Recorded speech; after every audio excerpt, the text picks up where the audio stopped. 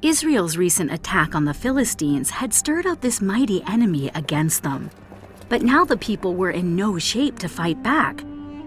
King Saul had made godless and arrogant decisions, leading Israel into confusion, distress, and fear, so that their eyes were not on the victory God could provide, but only on an enemy that outnumbered them by the thousands. Many of King Saul's armies had deserted him, and the few who remained lay hiding in caves, rocks, tombs, and cisterns. But among the faithless there lived one courageous young man who would not submit to defeat.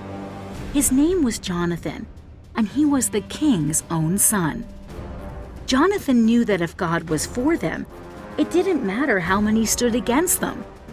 He pointed to the top of the cliff as he spoke to his armor-bearer.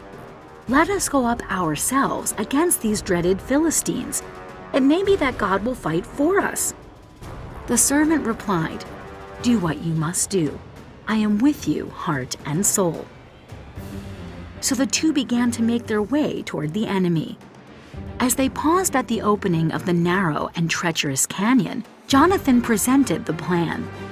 "We must be sure that today is the day God will give Israel victory over the Philistines. We will cross over to the enemy and make our presence obvious to them. If they tell us that they will come down to where we are, then we will not go any further. But if they ask us to come up and join them, then this will be a sign that God will give us the victory." The Philistines watched as the two approached the clearing. Amused by the pitiful contest the situation presented, they called down to Jonathan and his companion, "Come up here, we'd like to show you a thing or two." Despite the taunting voices of the Philistine guards and their obvious advantage, Jonathan and his armor-bearer were not intimidated. Jonathan knew that God was with them. "Come up after me," he called out to his armor-bearer, "for the Lord has given them into the hands of Israel."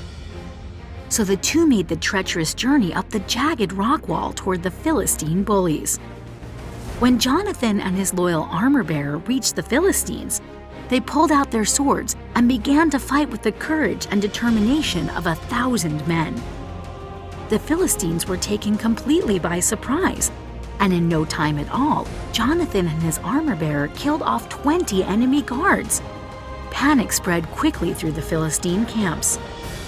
Then God sent a mighty earthquake which sent the enemy into such confusion they ran every which way to escape the unseen enemy.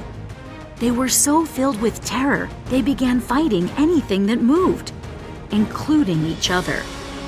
Soon, King Saul and all the men of Israel came out from hiding and began to chase after them in battle.